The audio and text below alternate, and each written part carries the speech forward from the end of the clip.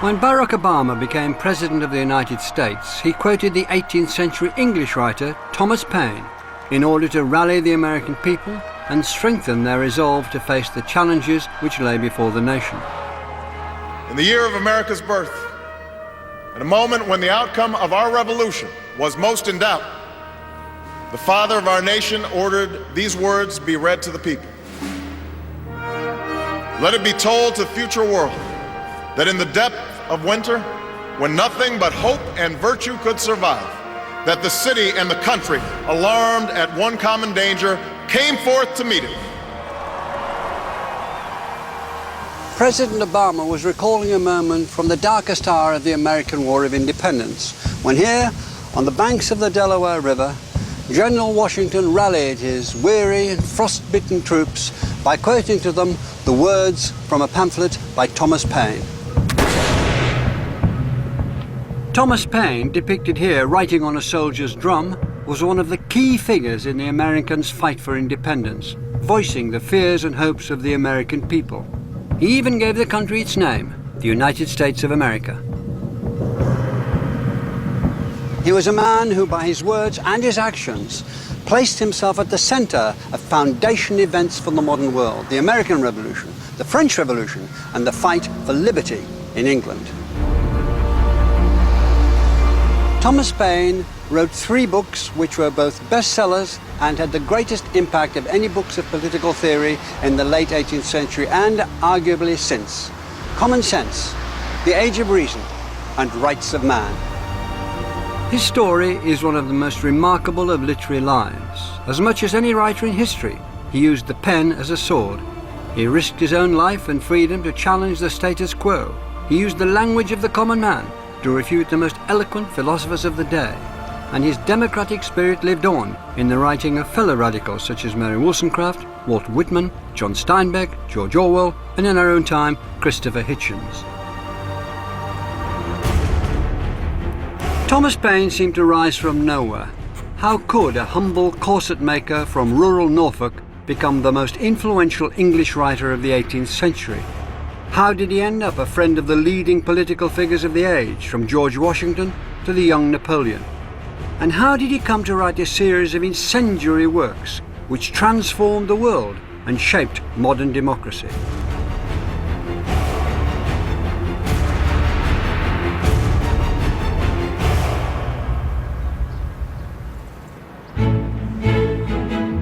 For someone who would play such a crucial role in the creation of modern democratic societies, Thomas Paine's origins were inauspicious.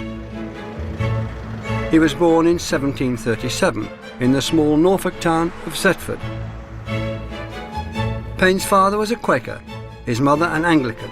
Later, Paine would renounce all organized religion in favor of a universal creed. As he famously said, "My country is the world, my religion is to do good." Though he came from the artisan class, Paine's family found the money to send him to Thetford Grammar School when he was 7 years old. Here in this classroom, he learned to love the writing of Milton, Bunyan and Shakespeare, and developed an ear for the rhythms of the English language. The school taught Latin, but he didn't learn it here. His father, a Quaker, forbade him to learn it because he thought that Latin kept hidden from ordinary people the word of God. Perhaps that was a benefit to Paine in his fierce, direct English prose. He wasn't burdened by the long cadences of a droning Latin. He went straight for the point. You could say, like John Ball before him, and like so magnificently William Tyndall before him, he aimed his prose at the common people.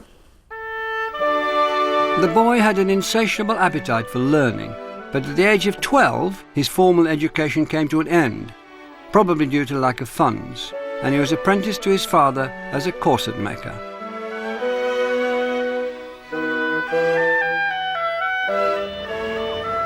Growing up and working in 18th century Thetford, Paine would have experienced the rigidity and injustices of the British class system. Thetford was one of England's so-called rotten boroughs, where, out of the town's 2,000 citizens, only 31 were eligible to vote. Most of these would have been under the influence and in the pocket of the town's ruling aristocratic family, the Graftons, who lived at Euston Hall. The Graftons had a godlike omnipotence over the world around them. The second Duke of Grafton, for example, redirected the course of the River Ouse and had nearby Euston village removed because it spoiled the view from his bedroom. From about 1733, the Graftons had it all sewn up. If, as a young man with ideals, what would have upset him and annoyed him? Well, I think obviously the injustices of the electoral system is something which he must have taken notice of. I think his maternal grandfather was in the patronage of the Graftons and would have got a position as town clerk because of that. But also, obviously, the assizes that were held in the town, the Lent assizes that were held in Thetford every year. So the judges would take people and send them off to the gallows, which they walked past his house to go to the gallows. Thomas Paine was brought up in this part of Thetford, which was then known as the Wilderness, in a cottage just behind me, just below the site of a place called Gallows Hill. And he would have seen many men led to their execution and perhaps witnessed them, often for the most trivial offences. It was a time when the poor were destitute, often dying of hunger, a time of land enclosures, and he would have been face to face with that condition. This early experience shaped Paine's lifelong opposition to the death penalty and his strong sense of injustice. Paine later said that life should be a daring adventure or nothing.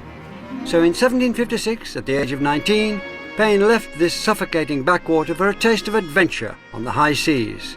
He enlisted in London on a privateer and set sail to raid French enemy ships and steal their cargo. When the ship returned, Paine's share of the booty amounted to around £5,000 in today's money. Rather than spend the money on women and drink, as many sailors would, Paine chose to invest it in self-improvement. London at that time fizzled with intellectual activity. Paine was largely self-taught, and London was an autodidact's paradise. He had a metropolitan education in coffee houses, lecture halls, bookshops, shops of all kinds. The conversation at that time was driven by scientific inquiry about a new ordering of the universe and man's place in it. Paine's mind was moulded by Newtonian science and Enlightenment philosophy. And radical science went hand in hand with radical politics, articulated in radical coffee houses and taverns like this one. There is no university in London for another 70 years. And what university established itself in London, I mean, there's a huge amount of education going on, but it's a more informal world of coffee houses, public houses, lecture rooms, and the world of print, which is burgeoning at that point in time. There's a sort of intellectual democracy, if you like, of sharing information. One thing we know about that century and before is that because dissenters, people who are not in the Church of England, were not allowed to go to university, they in effect set up their own universities. This is a world where dissent, disavowing the traditional discipline of a church, but also questioning the traditional discipline of court, government, and so on, would have been part of the milieu into which he's entering. Paine's privateering profits couldn't last forever, and in 1759 he returned to work as a corset maker in the Kent town of Sandwich. Here he married a local girl, Mary Lambert, but both Mary and their baby died in childbirth less than a year after the wedding. Paine was 23. After this devastating blow, his life took a new direction and he gave up corset making in favour of the profession of Mary's father, a government excise officer. But Paine would forever be caricatured by his enemies as a maker of ladies' corsets. In 1768, Paine took up a job in the Sussex county town of Lewes. Excise officers were inspectors of coffee, tea, tobacco, chocolate and alcohol who collected what Dr. Johnson called a hateful tax levied upon commodities. Paine was an outrider. It was a dangerous job. He moved around the county and confronted smugglers, the mafia of their day. Paine lived here in Bull House, first as a lodger above the grocer's and tobacconist's shop. He later married the owner's daughter, Elizabeth Olive, and took over the running of the shop. Lewes, unlike Thetford, had a history of dissenting politics stretching back to the English Civil War. It had a large non-conformist population and an active political culture. Here at the White Hart Inn there was a regular debating society known as the White Hart Evening Club or the Headstrong Club. And Paine became a skilled debater with a reputation for being argumentative and outspoken. The Headstrong Club still meets today. In this whole business of anti-terrorism, because basically it makes an excuse to impose the state in whatever form it wishes to impose itself on your privacy. Tom Paine would have been appalled. Many governments throughout history have branded their opponents as terrorists. And imagine how many emails and texts are generated every day. Paul Miles has been researching Paine's time in Lewes and has found evidence that he started to write for the local newspaper under pseudonyms. The important thing here is that he embeds into society and meets the owner and editor of the Sussex Weekly Advertiser, William Lee. I think this is the defining moment for Paine. We know that he writes 2 letters under Humanus early on in his stay in Lewes. That's him under a pseudonym, yeah. Criticising the poor law, the iniquities of the poor law. He observes someone dying at the bottom of Keir Street and writes about it in beautiful prose. In such a state of torment had this poor, miserable creature lain 36 days. Good God, how could he survive it?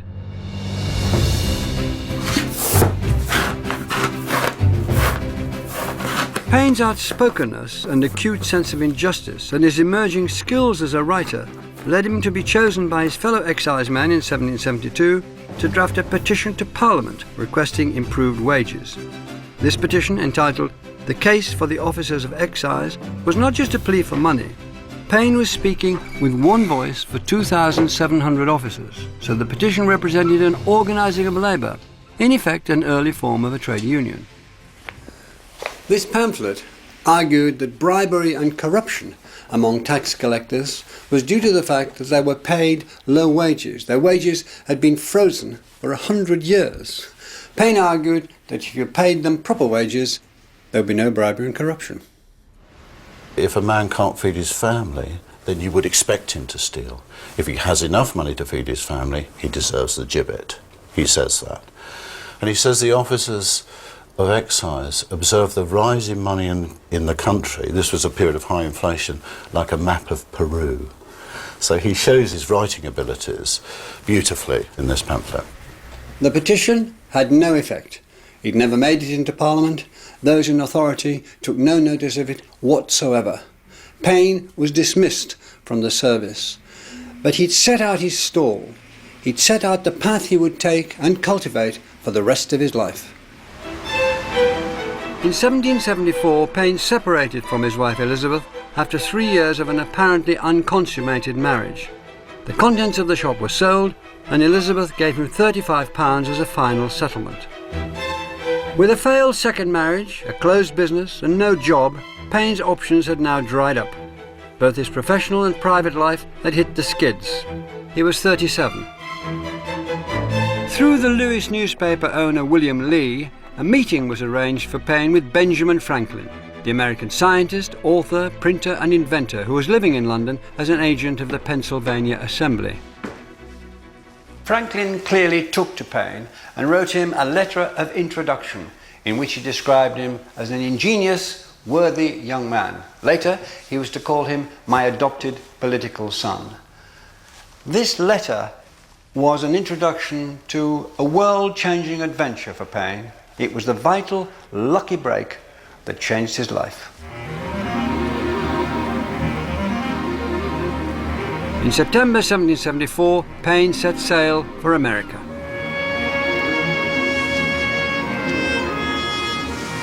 Crossing the Atlantic was a long and perilous journey.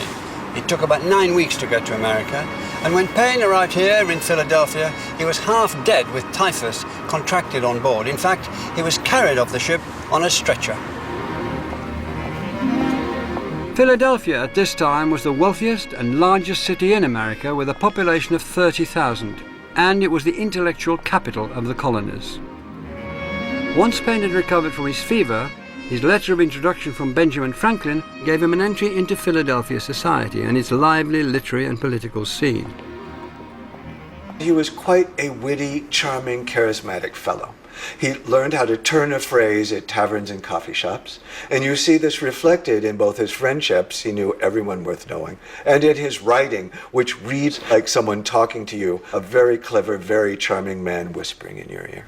At a time when he had accomplished nothing at all, he would go and see the top person and have the nerve to go and try to convince them of his case. Well, if you take his history in England, he fails at being a taxman. He fails at being a ladies' undergarment manufacturer. He fails at many things. His first wife dies. His only child dies. The second wife ends in separation. He literally has this horrible litany of failure. So he starts as some kind of Dickensian character of woe and tragedy, and he works his way right up into the very heart of the American Revolution.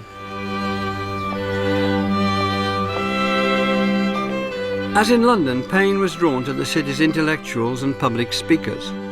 Paine loved drinking and debating late into the night. He attended lectures hosted by the American Philosophical Society here at Carpenter's Hall. Of course, there would have been a lot of discussion in this magnificent hall about the strained relations between Britain and America.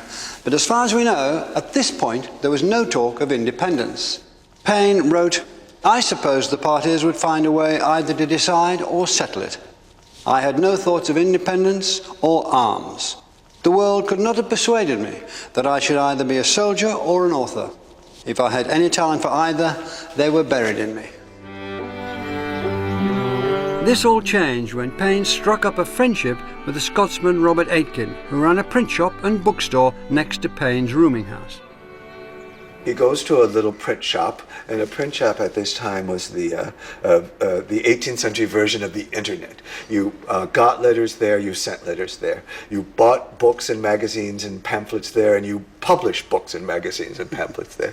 And so he was at one of these print shops, and he falls into idle conversation with a fellow, and this fellow turns out to own something called Pennsylvania Magazine, and the fellow, Robert Aitken, gives him the editorship of Pennsylvania Magazine just from their conversation.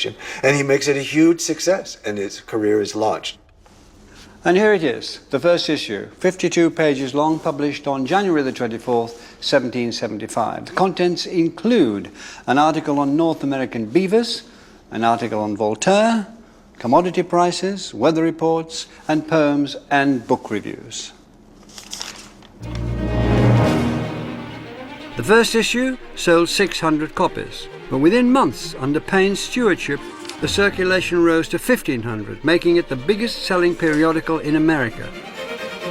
More importantly, Paine used the force of his words to steer the magazine in a more political direction, in particular to address the growing arguments about the position of the colonies within the British Empire. Writing under the pseudonyms Atlanticus, Vox Populi, Aesop, Justice, and a lover of peace, Paine became a prolific writer. These pseudonyms were a way of disguising the fact that almost all the articles were by the same author, but they also gave him protection when he expressed radical ideas. Thomas Paine had finally found his calling at the age of 37. One of the issues which offended Paine's humanitarian instincts was American slavery. From his rented room at the southeast corner of Market and Front Streets, Paine could clearly see the Philadelphia slave market. He wrote, "Our traders in men must know the wickedness of the slave trade, if they attend to reasoning or the dictates of their own hearts.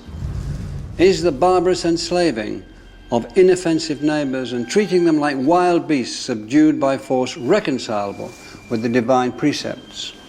Is this doing to them as we would desire they should do to us?" Just 5 weeks after the article appeared, Philadelphians formed the Pennsylvania Society for the Relief of Negroes Unlawfully Held in Bondage. It was the first abolitionist organization in the Western Hemisphere. But what he does when he gets that magazine, he goes straight for the jugular almost immediately, doesn't he, with that article on slavery. Well, way ahead of his time, and it's a wonderful piece. Well, I think actually Paine was slightly ahead of his time. It was considered intemperate to publish these things, but I think what he was publishing were the conversations that he was having with the other members of the Philadelphia elite that he was meeting, and he was taking what they said and writing about them in a plain style that anyone could understand. And that was his revolutionary act, where he's exhorting people to change, he's telling them why, and he's using this this very plain language and these very clever turns of phrases to enlighten people and to turn them towards being good citizens. But over and above the issue of slavery, another political storm was brewing. Tensions had been rising in the American colonies since the Boston Tea Party rebellion in December 1773. The following year, the First Continental Congress met in Philadelphia's Carpenter's Hall to discuss the colonists' grievances about taxation and lack of representation. But separation from Britain was not on the agenda. It was the battles of Lexington and Concord in April 1775 which upped the stakes. The blood of 95 Americans was spilled. These were the first battles in what later became known as the American War of Independence. But even at this stage, independence was not a clear goal. Paine was to help change that. He wrote about the situation here in the Pennsylvania Packet.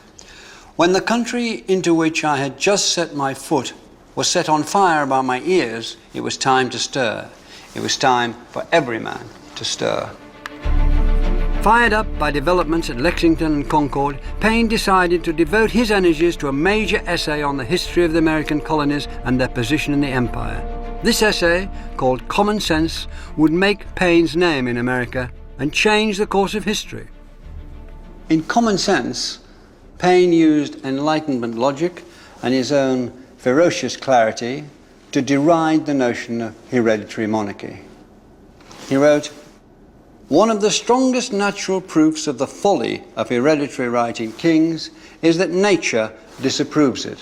Otherwise, she would not so frequently turn it into ridicule by giving mankind an ass for a lion." The book was uncompromising in its argument. In vigorous, plain English, it attacked the empty pomp and the tyranny of monarchy. It pointed out that the British king, George III, was a descendant of William the Conqueror, whom Paine described as a French bastard landing with an armed banditti and establishing himself as King of England against the consent of the natives. Having dared denounce the British monarchy, Paine went on to say what had hitherto been unsaid. He called for America to make a clean break with England, to set up an independent state with a new constitution. He wrote, in what became a famous and often quoted passage, "We have every opportunity to form the noblest, purest constitution on the face of the earth. We have it in our power to begin the world over again." By we, he meant America and the Americans, among whom he counted himself one. The enemy was now the country of his birth, England. Common Sense was the most important political document of the early stages of the Revolution. It convinced George Washington and Thomas Jefferson of the case for independence, but it also spoke to the common man. It was structured like a sermon, as if it were designed to be read aloud to people unfamiliar with books.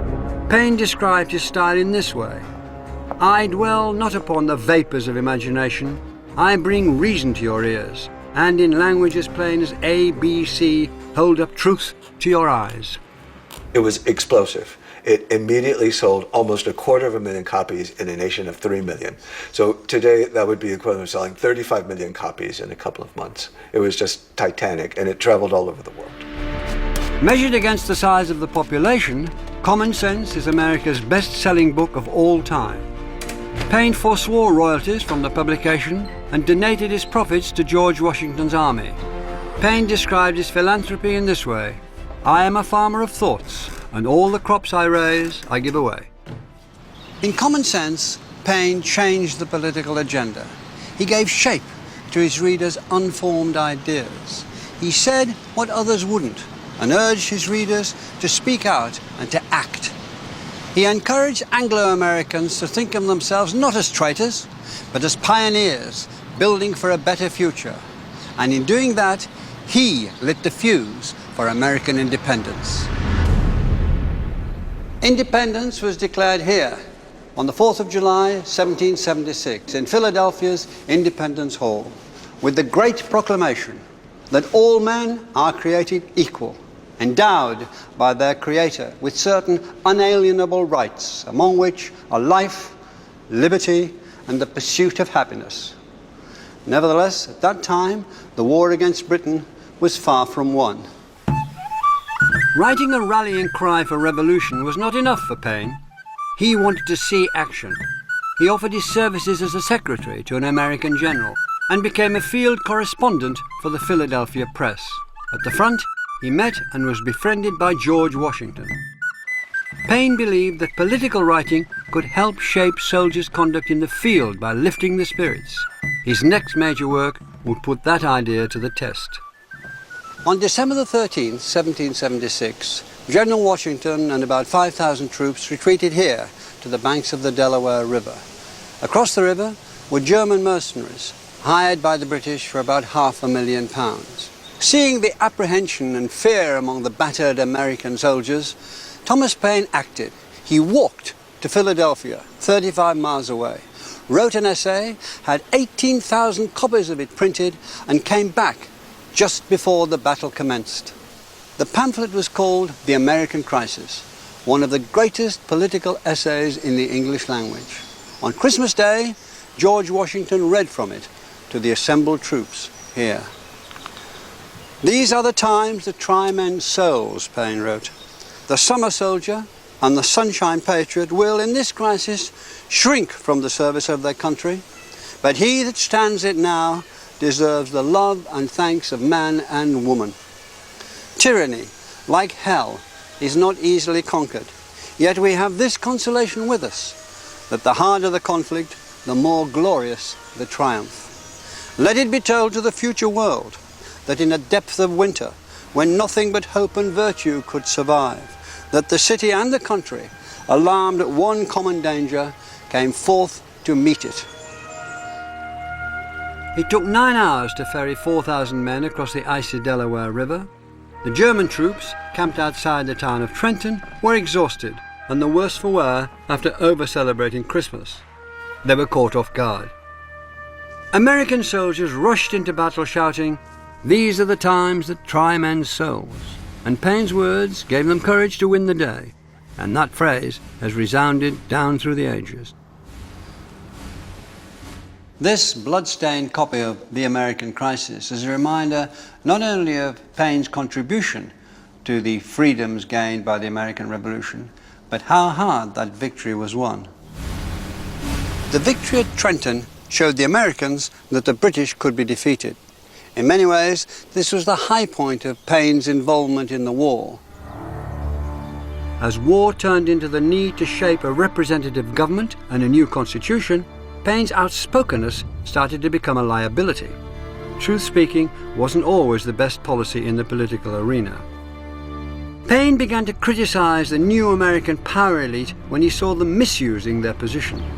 In the most damaging scandal of the American Revolution, Paine demanded a public inquiry into the activities of colonial agent Silas Deane, who in 1779 was accused of being a war profiteer. The accusation split the government, and Paine fell out of favour with many supporters of Deane.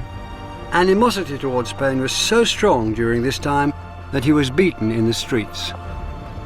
Both his language and his attitude were much too democratic for them. For many of the elites who were leading the revolution, they wanted the people to feel like they were represented in the political process, but they wanted the freedom to do what they thought was best. And for someone like Paine, if you look at common sense, he advocates direct elections, he advocates annual elections in the House of Representatives. He wanted the people to control their representatives. Once he publishes Common Sense and he adopts this style that is not only more democratic, but is also very much personal. Paine constantly personalizes battles, as he would do throughout the rest of his career, and they found that deeply disturbing. It's a much less gentlemanly form of political dialogue. So it was a strength in terms of its directness and its appeal to a lot of people. It was a weakness for Paine in terms of the influence he had on that elite in America who wanted democracy but not much democracy, and they wanted a republic but not a republic that didn't let them lead it. Yeah, I think that's a really good way to put it. And it exposed him to personal attacks from them. I think that that's the side of it that Paine didn't see. When he made it personal, he made himself fair game. Well, he had an awful lot of enemies, and I think he could have watched his mouth sometimes. You know, there are certain moments where he makes an enemy out of someone, and that was an awfully bad idea. Paine became increasingly disappointed, understandably I think, by the lack of support he was given for his services to the revolution. He'd given his not inconsiderable royalties to the cause. He petitioned Congress, but there was no reply. He was virtually jobless. Being Paine, he went directly to the top, and he wrote to George Washington. There is something peculiarly hard that the country which ought to have been to me a home has scarcely afforded me asylum. He'd been essential to the articulation and the development of the independence of this country, and it dumped him. It wouldn't be until 1785 that Congress finally agreed to give Paine an honorarium of $3,000, $250,000 in today's money. Pennsylvania donated $500, and New York gave 277 acres and a farmhouse outside the town of New Rochelle. In April 1783, the British gave formal assent to American independence. And Paine wrote, "The times that tried men's souls are over, and the greatest and completest revolution the world ever knew, gloriously and happily accomplished. I, therefore, take my leave of the subject." With the revolution over, Paine turned his attention to a completely new interest, designing bridges. Many Enlightenment figures were both men of letters and men of science. Paine became obsessed with the design for a new kind of single-span iron bridge. No one in Philadelphia would build his bridge, so Benjamin Franklin suggested he present it to the French Academy of Sciences. Paine set sail for France in 1787, aged 50. He presented his idea in Paris, where he was celebrated as the revolutionary author of common sense. When the French failed to offer money for his design, he took his bridge model to the Royal Society in London, again to no avail. Back in England, Paine made friends with the political theorist Edmund Burke. They shared lodgings for a while. Like Paine, Burke had supported the American Revolution. Like Paine, Burke believed in representative government and had a contempt for unchecked power. But within a couple of years, these two men were to be bitter, even vicious enemies. The disagreement between these two writers was to lead to the most brilliant literary political debate in British history. Both Paine and Burke had paid close attention to the unfolding of the revolution in France in 1789. Indeed, Paine had been given the key to the stormed Bastille by General Lafayette to pass on to George Washington as a gift to the American people. But the reactions of Paine and Burke to the revolution were diametrically opposed. On November the 1st, 1790, Edmund Burke published this book, Reflections on the Revolution in France. Replying to Rousseau's idea of society as a contract between the government and the governed, Burke wrote, "Society is indeed a contract, but it becomes a partnership, not only between those who are living, but between those who are living, those who are dead, and those who are to be born." He was saying, in effect, that the centuries-old British Constitution was perfect and should never be tampered with again. Tradition and inherited values kept society together. Burke saw the destructive forces in France as a contagion. Burke's fear of mob rule had been realised 10 years earlier when the anti-Catholic Gordon riots had unleashed violence and anarchy on the streets of London. Burke's attitude towards the mob is revealed in his description of English working men as a swinish multitude. Paine attacked Burke's reflections on the revolution in France by writing a book of his own. It was a book that would rock and threaten to roll over the British establishment. It was written here, in his digs in New Cavendish Street in London. It was called Rights of Man. In it, Paine rejected Burke's view that society had to abide by tradition. He wrote, "Government is for the living and not for the dead. Only the living can exercise the rights of man." Dedicated to George Washington, the book called for an American-style transformation of the British government, with a written constitution, an elected head of state, universal male suffrage, and an end to feudal privileges for aristocrats and clergy. Rights of Man was published in February 1791. It sold like no other book in British history. Paine on the streets of London is a tremendously popular figure because he has so accurately put into writing what so many people feel about the corrupt autocracy of the king and the court and the government. Rights of Man shook the establishment. Burke claimed that Paine was aiming to destroy in 6 or 7 days what all the boasted wisdom of our ancestors has laboured to bring to perfection for 6 or 7 centuries. Government lawyers analysed the book, looking for ways to bring charges against Paine at London's Guildhall. The First Minister, William Pitt, was not going to let Britain go the way of France. This grandiose memorial to Prime Minister William Pitt expresses his mission to check the contagion of opinions which tended to dissolve the frame of civil society. That word contagion, Burke's word, a contagion spread by Thomas Paine. Pitt's government used a succession of dirty tricks, black propaganda, to combat the threat, as they saw it, which came from the rights of man. They employed a Scottish lawyer, George Sharmas, to write this scurrilous biography. In it, he accused Paine of being a debtor, a bad son, a bad husband, an adulterer, a mangler of the English language. And in other accounts, he's accused of committing carnal acts with his cat. By this point, Paine was an active participant in the French Revolution, travelling backwards and forwards across the Channel. A share in 2 revolutions is living indeed, he wrote to George Washington. Paine had been made an honorary French citizen in 1790, and he fully believed that the revolution would soon spread to Britain, and he worked to that end. In March 1792, Paine raised the stakes.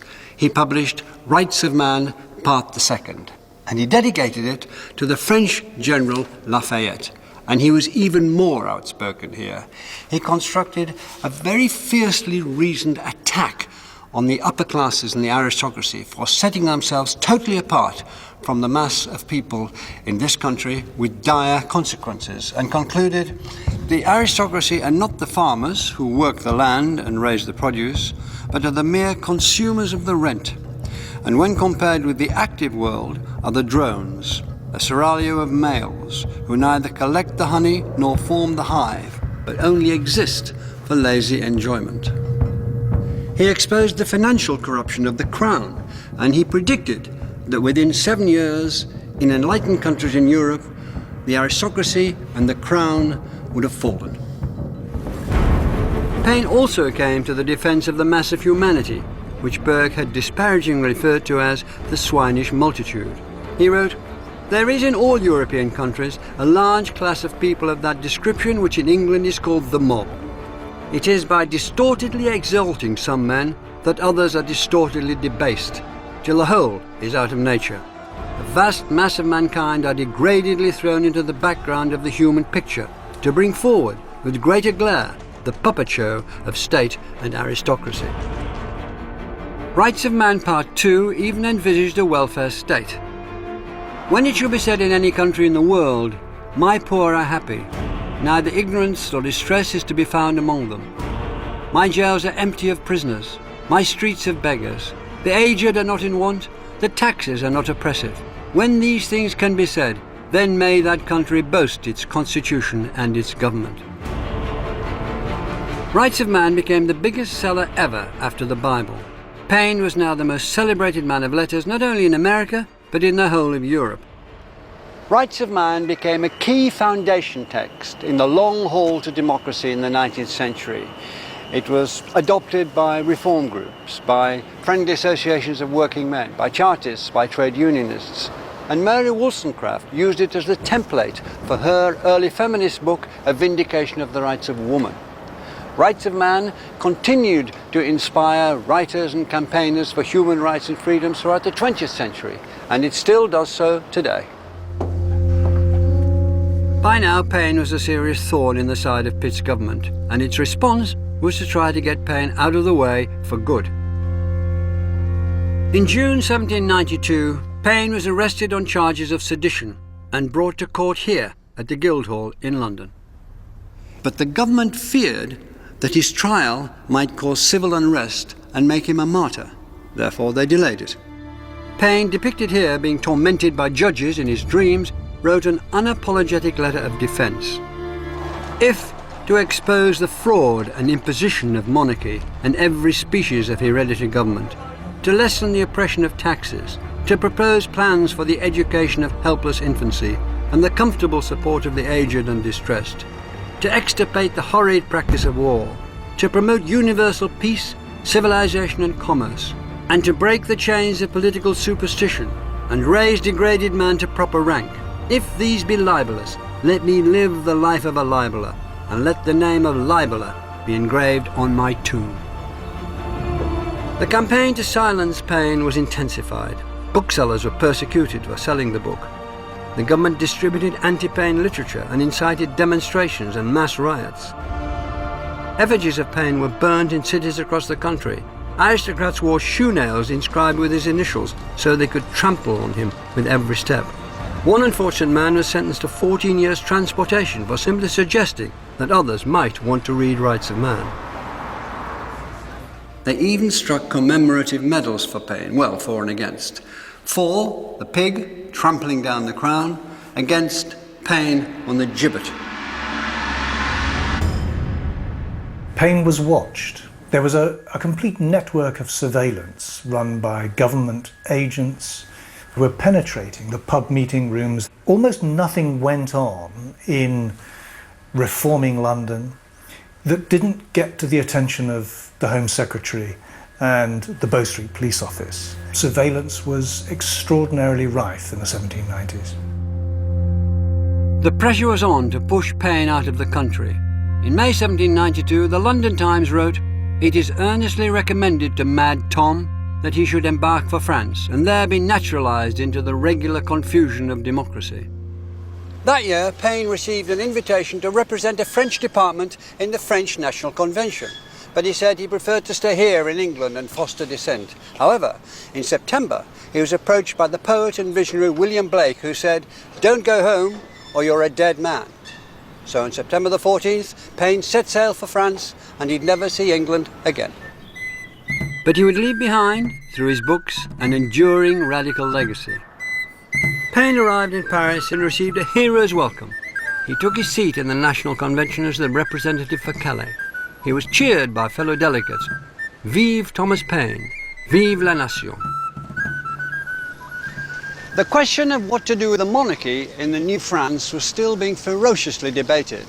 As Paine rode through these gardens to the National Convention, he would pass a palace which was once there, in which, in virtual imprisonment, were the King and Marie Antoinette, waiting to see what would be their fate. On September the 21st, 1792, the first year of liberty was announced by the legislature. Royalty, from this day, is abolished in France.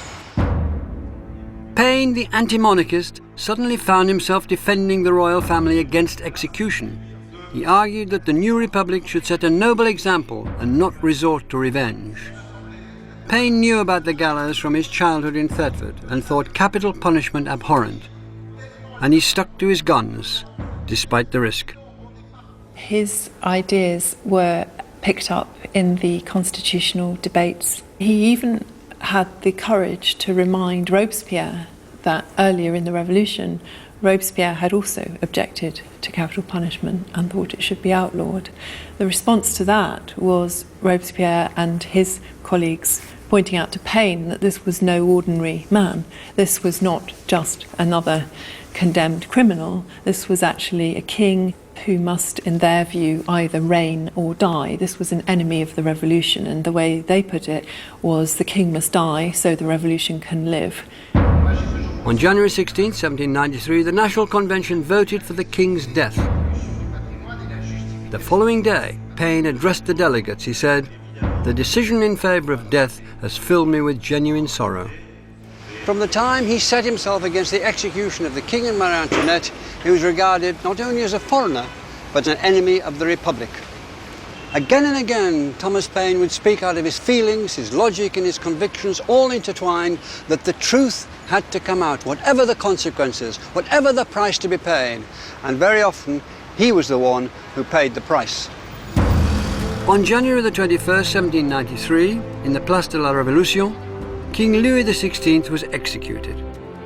Paine had earlier said, "If the French kill their king, it will be a signal for my departure, for I will not abide among such sanguinary men. But it wasn't easy for Paine to leave. Back in London, he'd been tried in his absence in the Guildhall for sedition and found guilty and sentenced to death. To make matters worse, war had broken out between Britain and France, so if he tried to escape from France in a French ship, he could have been intercepted by a British warship. Surely, there would be hope from America. But things were going to get much worse. With the death of the king, the French Revolution quickly descended into factionalism, paranoia, violence and personal vendettas. Enemies of the revolution were seen everywhere. This period became known as the Terror. Its symbol and its control mechanism was the guillotine. Paine's position was now even more precarious. The journalist Jean-Paul Marat said, "Frenchmen are mad to allow foreigners to live among them. They should cut off their ears, let them bleed for a few days, then cut off their heads." The bloodlust rose and was whipped up to cries of "Purgez la Convention," "Tirez le mauvais sang," "Purge the Convention," "Spill out the bad blood." Paine wrote, "My friends were falling as fast as the guillotine could cut off their heads." Anybody suspected, not necessarily proven, but suspected of being an enemy of the revolution could be brought before the Revolutionary Tribunal and condemned for their thoughts, effectively. The Jacobin faction were taking over, and it became increasingly clear that Paine's life was going to be threatened along with those of his closest allies. Unable to leave the country, Paine's response was to bury himself in writing another book, this time attacking another institution, the church. The Jacobins made de-Christianization part of state policy. They closed down churches all over the place, including the magnificent Notre Dame behind me, which they renamed the Temple of Reason. Paine believed that all organized religions were despotic, but he did believe in a God. He thought without that belief, people would lose their moral compass, and France was charging towards atheism. The Age of Reason was an attack on organized religion, but a defense of deism, the belief in one unknowable God. He wrote, "I do not believe in the creed professed by the Jewish churches, by the Roman Church, by the Greek Church, by the Turkish Church, by the Protestant Church. I believe in one God and no more. I believe in the equality of man, and I believe that religious duties consist in doing justice, loving mercy, and endeavouring to make our fellow creatures happy. I do not believe in the creed of any church I know of. My own mind is my own church." Paine had barely finished the manuscript when, on the morning of December the 28th, 1793, he was arrested in his lodgings and brought to the revolutionary prison here at the Palace of Luxembourg. Questions were raised by the American embassy about the reasons for which he had been arrested. But Paine was in an unfortunate position. He was an honorary American citizen and an honorary French citizen, but when it suited the authorities, he was a foreigner.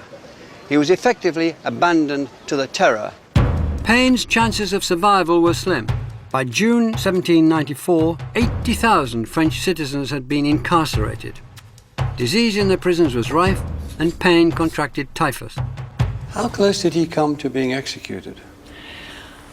This close. He was on a list for execution the next morning, and they came round to mark the doors. And because Paine had been so ill and it was very hot, the door to his cell there was permission for it to be open, and they marked on the inside of the door, and the temperature fell overnight, and they closed the door the next morning, and they went past without calling for Paine. Paine spent 8 months in the prison. He was eventually released when the terror was brought to an end and Robespierre himself was guillotined. He returned to work at the French National Convention. Paine's bitter disappointment at the outcome of the French Revolution was compounded by his sense of abandonment by the American government while in prison. They'd made no attempt to get him out. In particular, he felt betrayed by his old friend George Washington. His response was to fire off an angry personal attack on his famous former ally, calculated to be published in Philadelphia in 1796 at the time of the presidential elections to cause the maximum possible damage. Of Washington, he says, Had it not been for the aid received from France in men, money and ships, your cold and unmilitary conduct would in all probability have lost America. You slept away your time in the field till the finances of the country were completely exhausted, and you had but little share in the glory of the final event. Such a scathing personal attack on Washington damaged Paine's reputation in America irredeemably. For the next 5 years, Paine lived in the home of his French publisher, Nicolas de Bonville. During this time, The Age of Reason became a bestseller in France, Britain and America, and as usual, Paine's writing rattled the establishment. By the end of 1796, the British government had declared The Age of Reason to be blasphemous and confiscated every copy that the book police could find. Meanwhile, in America, Paine's reputation was being tarnished. He was accused of infidelity, that is, atheism. He attacked Christianity, and just as dangerously, he attacked the good name of George Washington. In talking and writing about the big political picture, Paine was masterful. In fact, he helped to make the big political picture. In the politics of his own career and advancement, he was a disaster.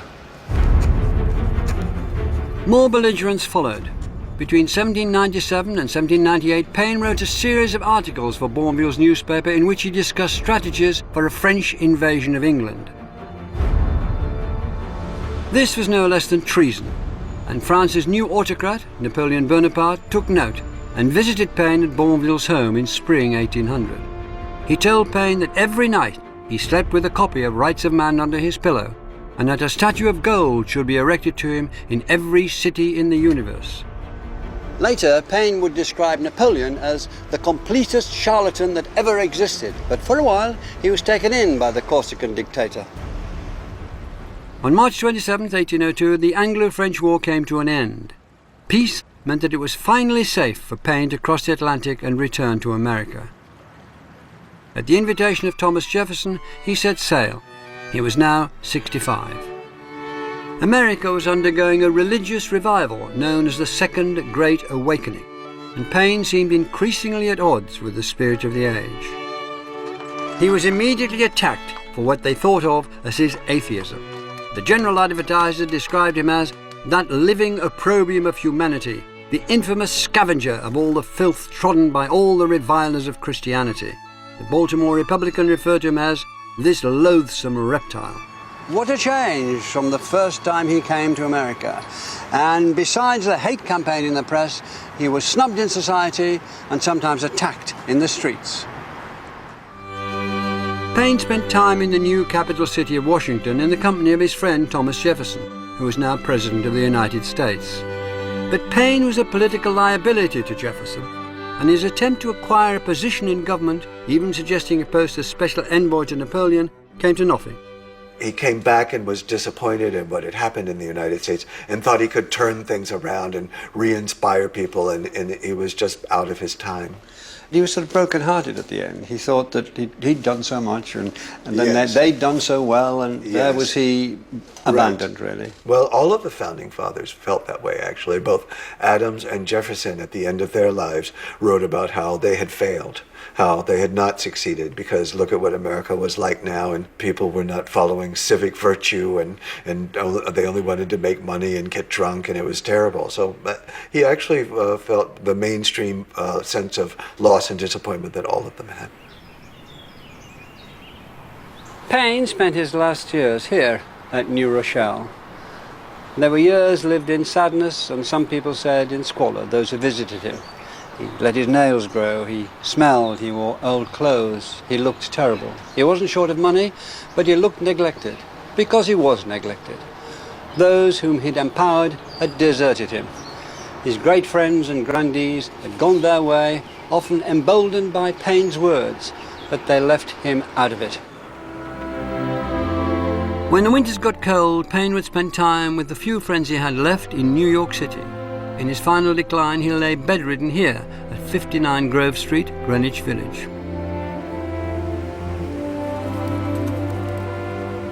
Thomas Paine died on June the 8th, 1809. He was 74. New York City's Quakers wouldn't allow him to be buried in their graveyard, which had been his wish, so he was buried in the grounds of his New Rochelle home. There were only 6 people at his funeral.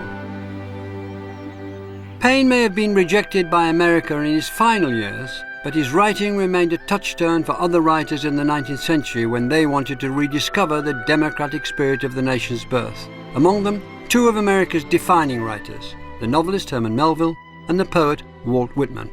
Whitman was really deeply concerned that Paine was being erased, was being forgotten. Whitman, who's trying to write this democratic poetry, this poetry that captures the spirit of America, for him, Paine was part of that strong spirit, American spirit, that idea of someone who speaks on behalf of the people. He was forgotten and erased, as people are for centuries sometimes. It's quite curious. But Herman Melville took him up. Well, so Melville was very interested in the way that American society was becoming fractured and the way that the legacy of the Revolution was becoming lost in the middle of the 19th century. And he saw Paine as a heroic figure. And in his last great work, Billy Budd, the ship that the sailor Billy Budd, the hero of the novella, is taken off of, is called The Rights of Man. And the novella really thinks very carefully about the question of rights, of liberty and freedom. A new generation is taking up Thomas Paine today. Now, there's more interest in him now than before. Paine is taken up in the United States over and over again by people, by champions, especially when you look at people interested in the disenfranchised in America. So Steinbeck has this wonderful moment in Grapes of Wrath where he puts Paine alongside Jefferson and Lenin and Marx as this advocate for the people, which is what Steinbeck is about. And I think we're in a period now in the last 20 years where we see this real excitement and interest in recovering Paine again and thinking about the ways in which he helps us articulate a critique of some of the disenchantment we see in the United States today. Paine's attacks on injustice and his loyalty to the truth at any cost have also been echoed in the writing of George Orwell and, more recently, Christopher Hitchens, to whom Paine was a hero. Here in America, whenever the founding spirit of the Republic is invoked, it's most often Paine's words that are reached out for. Barack Obama, Franklin Roosevelt, and Ronald Reagan, when he quoted Paine, "We have it in our power to begin the world over again." Thomas Paine believed that. And that was the belief he lived by, even if it did cost him his own personal happiness. There are those lines of W.B. Yeats. The intellect of man is forced to choose, perfection of the life or of the work. Paine chose work. His life was rumbustious, brawling, rascally, unexpected, went to sea, bust businesses, marriages failed, all over the place until he was 37. Who would have thought that at 37, this man who turned up on the doorstep of America was going to be one of the great public intellectuals of one of the greatest ages of thought in history, the Enlightenment, and that his influence would continue for a century? Who would have thought it? Probably only Paine. It was buried in him, and out it came in works which are imperishable and which help to change and shape, for the better, the world we all live in.